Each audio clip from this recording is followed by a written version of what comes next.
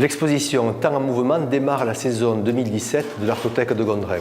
On était réunis pour cette première exposition, 3 artistes qui ne se connaissent pas.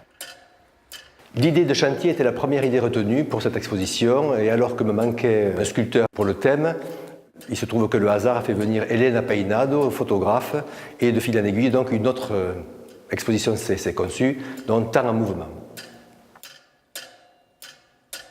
Le plus complexe a été d'inviter Blandine Galtier, qui est la graveuse des trois artistes invités, et de l'intégrer à Temps en mouvement.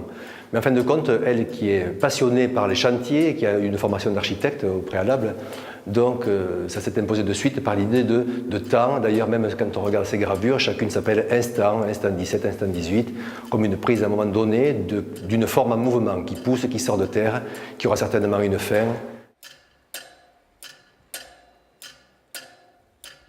La seconde artiste était Elena Peinado, qui est passée par l'Artothèque tout à fait par hasard pour me présenter son travail. Et les photographies qu'elle présente sont particulières dans ce sens où il y a des mouvements, même ce qui paraît paradoxal, un mouvement alors qu'une photographie est un instant figé.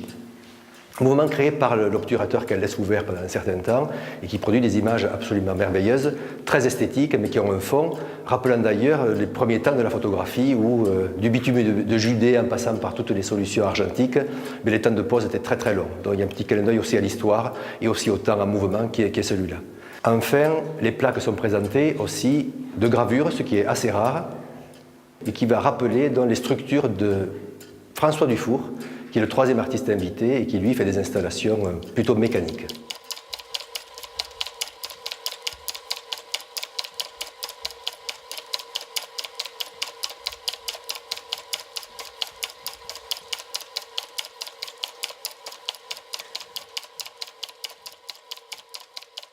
Le hasard a fait que j'ai rencontré François Dufour, qui est l'artiste invité et qui présente des objets en 3 dimensions, et que j'ai retenu parce que, bon, Temps en mouvement, bien sûr, il fait des systèmes pendulaires, donc qui sont en plus sonores, ce qui fait la bande de son un petit peu de l'exposition, ce qui est une manière originale aussi d'intervenir par rapport à l'intitulé. Et par les matériaux qu'il utilise, des matières évidemment ferreuses, la rouille fait penser aussi aux plaques de gravure. Donc Temps en mouvement, ça semblait être aussi une évidence.